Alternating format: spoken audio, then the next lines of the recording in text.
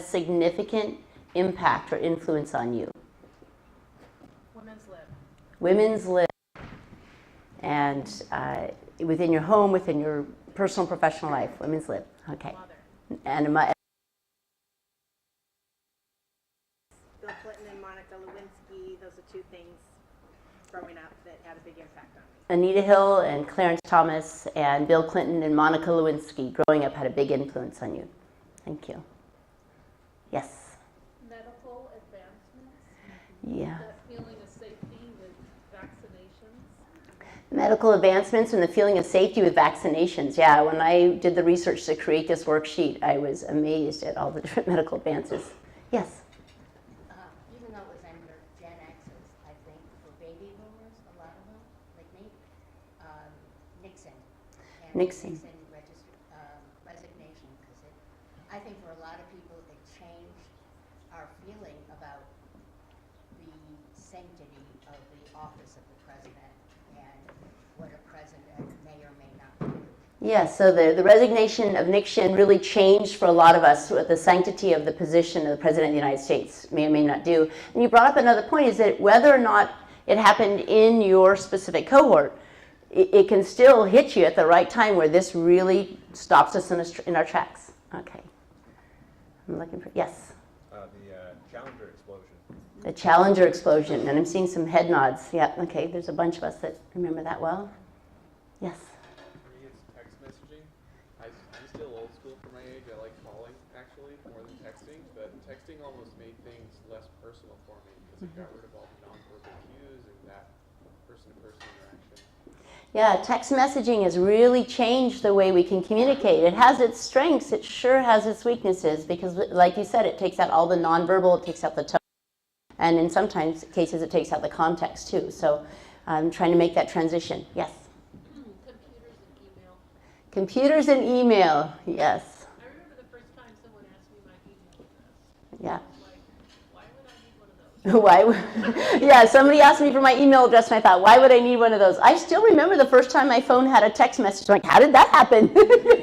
I saw a hand over here. First, the civil rights movement, my father was really involved with that. And then, sure telling that was the LA riot. It was all part of the same, it was the next generation.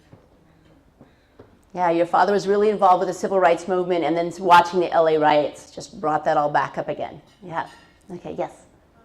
I would say, so for my generation, sort of the debut of social media, I was the first, I'm in the generation of the first year after Harvard released Facebook. So kind of like not really knowing and how, and then it just massively exploded, and then I would say the World Trade Center bombings, so it was in high school. Yeah, I was like coming into civics class when the news was like hearing that the World Trade Center. Yeah. So, yeah, you were there, really remember Facebook being launched, and then remember that World Trade Center bombing because you were taking civics classes in high school and really processing that real time. I want to make sure I look over here. I'll be back. I have been not looking this way. Are there hands over here, or are just frustrated everybody by not looking over this way? Come on. Okay, there you go. I would say the Cold War had a big influence on my career. The Cold War had a big influence on your career. Boy, it had a big influence on my brother, and he was born in the 70s, but that was just a preoccupying thought for him. Okay, anybody else on this side? Yes. It might be subcultural, but I keep thinking back to the Grateful Dead and Fish. Oh, the Grateful Dead, yes. Not generational cutoff, like from dead to fish. From dead to fish, and the generational cutoff, yes, yep. This is important stuff because this helps us figure out who we are and start to, what I'm inviting us to do is reflect on something that we all share, right? This is why we start with this exercise. Okay, back this way, yes.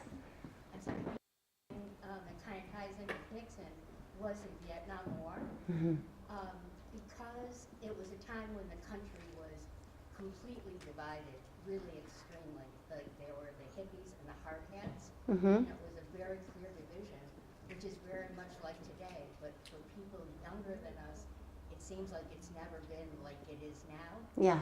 And it was. But that sense of two sides of America is really part of how I think a lot of us have seen this country for a long time, and maybe part of why the Democrats and the Republicans are so entrenched as opposites. We're feeling as divided as we did in the Vietnam War. And some of us have seen this again, which is as if I paid you to be the prize slide. So what we're going to see is there's this trend, and the reason what you just said relates so well is that the older generation, if you look, there's this steady trend to the younger generation saying that for the Pew Research Center, racial and ethnic diversity is good for society. So one of the things that's made that trend happen, people theorize, is that we've had these influxes of, oh no, here come the Italians, oh no, here come the Irish, oh no, here come the fill in the blank, here they came to the United States. And after a while, it all was okay. And so we've had these influxes of people, and we've had all this fear, this isn't how it was, they're going to change everything, are they, you know, but we are here now, even if we weren't here before. And so what we look at is that some things are familiar for some of us, and as we're having more and more diversity, we're as an entire group sitting around all these tables, collectively embracing that idea more. Now, everything we say about any group is rife with issues. And I'm going to be very careful to be very mindful today when I start talking about specific groups, and when I invite you to think about specific groups. Anything I say about all women or all men is going to be wrong, because we're just too diverse in any group that we have. But it is important to see that we're expanding and saying, this is working for us collectively. How it is for us as individuals. Thank you for doing that little journey with me. So what invites us to do these in groups? So when I brought up Latinos and Russians, I brought up people with disability, people with conviction histories. What invites us to have these groups? Yes? It's part of our brain. We make templates. And so part of what happens as you're growing up, you see this is a chair, that is a chair, and that is a chair. And somewhere in your head you said, okay, beanbag's kind of a chair even though it doesn't have 4 legs or a back. And then you saw your first bar stool. And that's kind of a chair too, and your template kept expanding. But at some point in time when you were growing up, assuming you all know what a chair is, you have a template for chair. And so what happens is when you see something else that might be a chair, you're looking for, does it meet the characteristics of what I know to be chair? So your brain does this, and it's magnificent. Our brains, when my undergrad was in psychology, my emphasis was on neuroscience. It's such a fascinating machine between our ears. And it does some things really well, but then it does some other things that get us into trouble, right? So when we make these templates, like Asians, each one of us, just like what you picture when I say chair, has a different picture for Asian. There's going to be some things in common, just like when I ask you to picture a chair. Criminal. Each one of us is going to picture something different. But our brain is masterfully making templates, so as you move through your life and you're adding new words and new groups and new ideas, that's what your brain is doing. What we need to be really mindful of is that it's just a template, and you've built it from a variety of sources, which we'll explore today. So what are the strengths of having these templates? Communication. Communication, yeah. If I talk to you about a chair, we might actually have the same kind of idea of what's going on. Yeah. Any other strengths for groups? Saves time. Saves time. Yeah. Safety. Safety. Okay, can you tell me more about that? So I'll just tell it from my personal limited perspective, because that's all I got. But it's just like, as a woman, sometimes walking at night, I sort of have this idea that if I'm with someone that I feel comfortable with, or that's like within my template of like a safe person, that I am safer. I don't know if that's a bit of a wide, broad. Yeah, that's great, because you started a really important part of the conversation. As a woman, you're walking down the street by yourself, you have somebody that's with you, you feel safer. My partner, who's the videographer in the back of the room, I were bike riding. I'm trying to give up my car as much as I humanly can. I'm also trying to give up plastic. That's a very overwhelming task. I have plastic in every room in my house. I don't know how this has occurred across my life.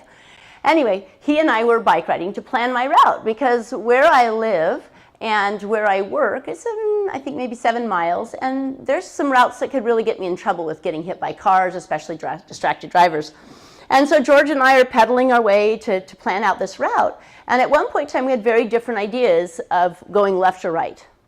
And I said, well, I'm female. And that dictates whether I want to go left or right here, and here's why. And to watch his expression and say, oh, female matters. So yes, in safety, there are things that I'm going to do differently because I'm female than men will in general. Again, as we're doing groups. So yes, safety is a reason. How about data? Data about groups? Want to know who's missing? Yes, and you had an idea? Oh, I was just going to say, sifting through so much information, the template helps us. Yeah, there's so much information to sift through. So that's the strengths. So we've touched a little bit on the weaknesses. What are the weaknesses of having these categories? Bias, different notions, miscommunication, exclusion. Yeah, and what ends up happening is we forget, very, very easily forget, that these aren't truths with a capital T. It's so easy to forget that. And I find myself doing that on a regular basis, probably a daily basis, even though I'm deeply committed to this work. And so that's definitely one of the weaknesses, is that it can seduce us into thinking we know what a chair is. Okay, so, but with the advantage of data and with the advantage of tracking this and looking at groups, what I'm going to ask you to reflect on and turn to somebody at your table and say, who do you include? Whether this is staff that are among you, whether it's customers that you notice regularly come to you, in your personal life, I'm wide open. Who do you include in your life? So for me, a lot of Caucasians. I include matter of fact, for me, a lot of able-bodied Caucasians. So if you turn, now at my work, it's a world of difference. We're doing a fantastic job. Lots of room to grow, but doing a fantastic job. I have a lot more students that I work with that are diverse. But who do you include? And say, who are you surrounded by?